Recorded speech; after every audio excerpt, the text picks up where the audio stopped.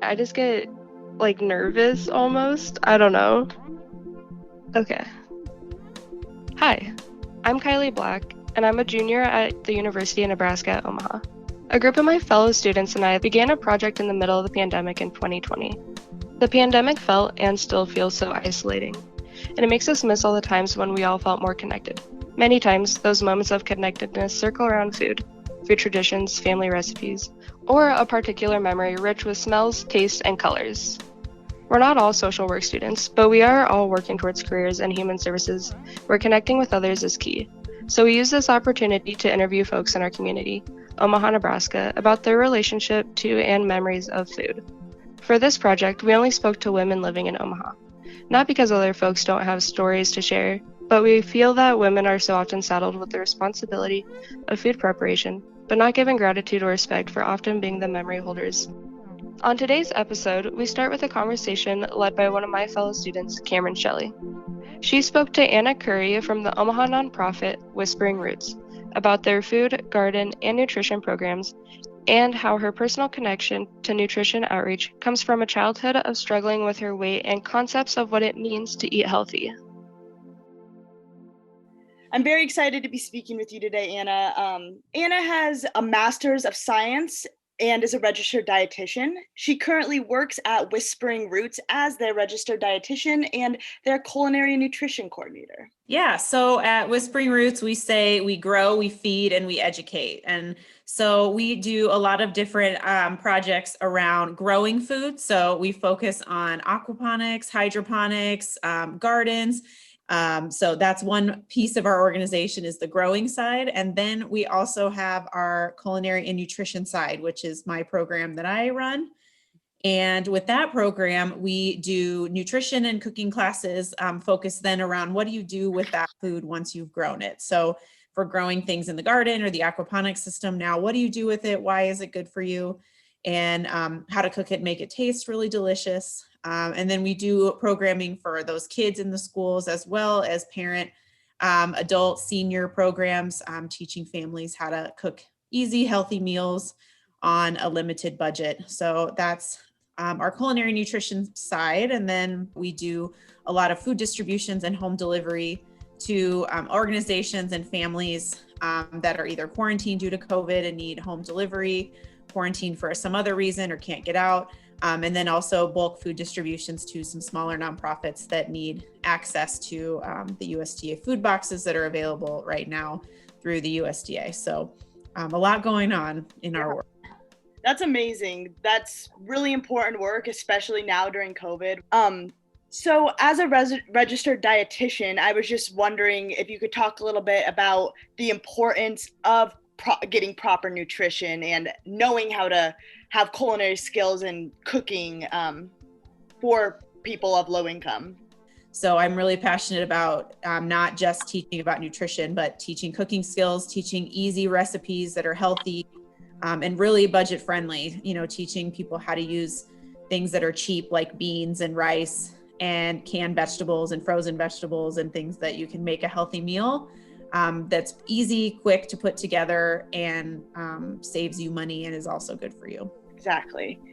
So I'm going to pivot a little bit to ask you what your relationship with food is like. Yeah, I mean, I've had a long history with food I was, overweight as a kid. So when I got into high school, I think that's kind of what got me into nutrition is wanting to lose weight because I was overweight. And so my interest sparked from that aspect of doing it for myself and wanting to lose weight. And then as I went to school and learned more, it's my relationship with food has evolved. I've always loved food. I think most dietitians are that way. I think there's a kind of misconception that dietitians are like the food police and they only want you to eat, vegetables and they don't want you to have cookies. And that's just so far from the truth from all the dietitians I know. Most of them are big foodies, love to cook, love to go, even enjoy food, going out to eat, like to eat all kinds of food. And so I think you kind of have to have a love of food to be in this field. Maybe not all of them, all dietitians, but some.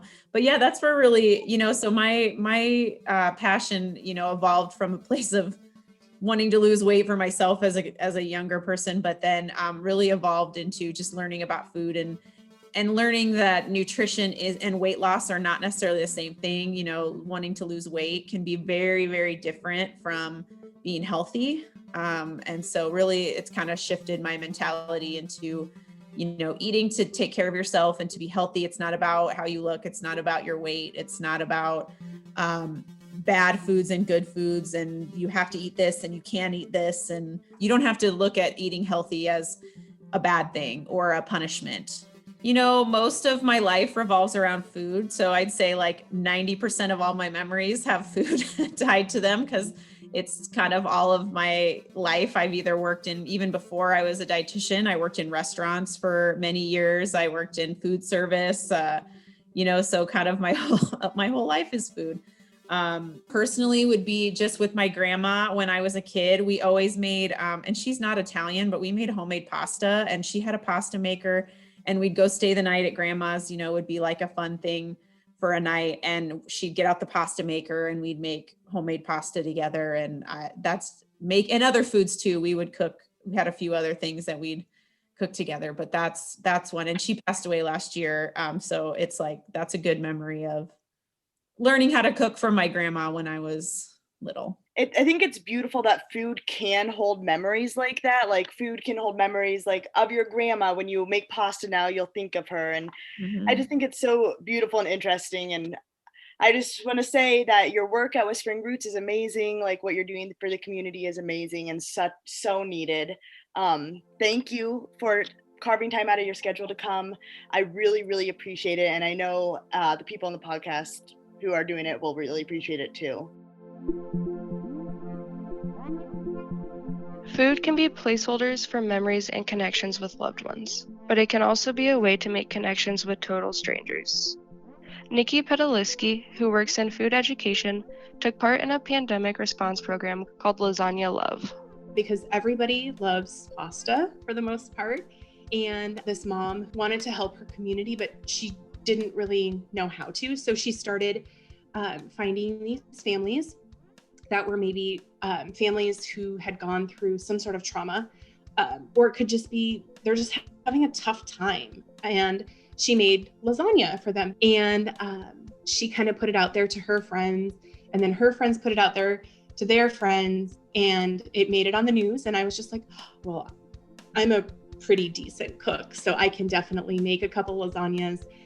So basically how it works is you sign up on the website, they match you with a family within your parameters. You make them a lasagna. It's all done through text, no contact. I made my lasagna. I texted the gal, I'm gonna drop it off. Hopefully you and your boys enjoy, and dropped it off. And she texted me back. She's like, thank you so much. This was so amazing. I appreciate it. And that was it. Like, I don't know too much about their story. It's all very just, they need help. I'm gonna help and move on to the next person. My fellow student, Macy Meyer, interviewed Nikki Pedaliski for the final interview in this series about her work in food education. So do you have one specific recipe that really brings memories, whether it's something that's happened in school with your students or just personally in your life too? Oh, that's a good question. I think when I think of my students, teaching them about eggs and omelets and cracking eggs, and kids trying to think that they have so much skill that they don't need to use a spatula to turn their eggs. They can just flip it in the pan, and the stress that came around that. And I just think of so many students who had such a fun time with that. And I was so stressed out, but it was such a cool moment. Yeah. But eggs definitely for sure with my students. Baking is always fun too. I think it's awesome that you also are teaching students how to make these meals and on a low budget. What are your thoughts about food insecurity in general? What do you think we could be doing more? Do you think we could be doing more? We, as a nation, we just, I feel we don't do enough to reach out to the people who need it. And I was talking to a friend the other day, and I was telling him about this opportunity that I'm having, and He's like, it's really interesting that, you're talking about food and, how it plays into our lives, but yet there's so many people who don't, like, they're hungry and they don't get to eat, and everything revolves around food. Dating revolves around food, families revolve around food, celebrations. And there are so many people, because they don't have that, their life is really, it's just not complete. And I just feel like we could be doing so much more. And then when I think about the obesity rate that we have in the United States, like, what's going on, because we're not equaling this out. But yeah, it's a problem, and I don't know the solution. I think about it all the time, but yeah, it's definitely an issue, a problem. Where did that passion start from? Like, is there something that happened when you were a child that really got you interested in food? I think my grandma's had a lot to play with it. I remember going to my one grandma's house, and she always had stale cookies. Always had stale cookies, like, always. And I just, even to this day, I'm like, what I wouldn't do for one of those stale cookies, but I would definitely say families where it started, and then it built from there. So. Yeah. Okay. So, like you said, food holds lots of stories, whether it's the actual meal, the people that you make it with, or just the specific recipe that's gone with your family. So, do you have a personal story that really resonates with you, that grew your relationship with food, and maybe a personal recipe that you have? So I would say it's not so much a recipe, but one of the biggest memories I have related to food is summertime. My family, we grew up going to the lake fishing, hanging out, camping. So fresh fish was always a part of our family dinners. To this day, I still do fish on Fridays, which is kind of cool. And being out on my own for all of these years, it's just what I did, or what I still do. So that's probably one of the biggest memories I have, is fishing with my mom and dad, taking the time to teach us the skill of patience and communication and just being together, but also like, hey, we're going to catch this and we're going to make it and we're going to enjoy it as a family. So that's something that is one of my favorite memories of a kid growing up related to food. Currently, and I haven't lived near my family for, like 15 years. And every time I see my sister, and she'll even sometimes call me and be like, can you just make me some scones and send them to me? And I'm like, you can make them yourself. She's like, I've tried. They're just not the same. So anything really baked, scones, cookies. I have a killer Rice Krispie bar recipe, which is so easy, but it's like my family just requests that. Food is definitely a big deal with my family. Well, that is kind of all that I have for you. Okay. Thank you for your time. And you're welcome. Yeah. We'd like to thank the UNO Service Learning Academy and the School of Social Work for their support on this project. Of course, we also thank all the wonderful folks we've interviewed, our Professor Lisa Smith, and Together Inc.'s AmeriCorps volunteers, Emily Shanahan and Tuki Pomakan. This podcast features music by Joshua Labure and was produced by Emily Chen-Newton of Figure Podcast, your Midwestern podcast network.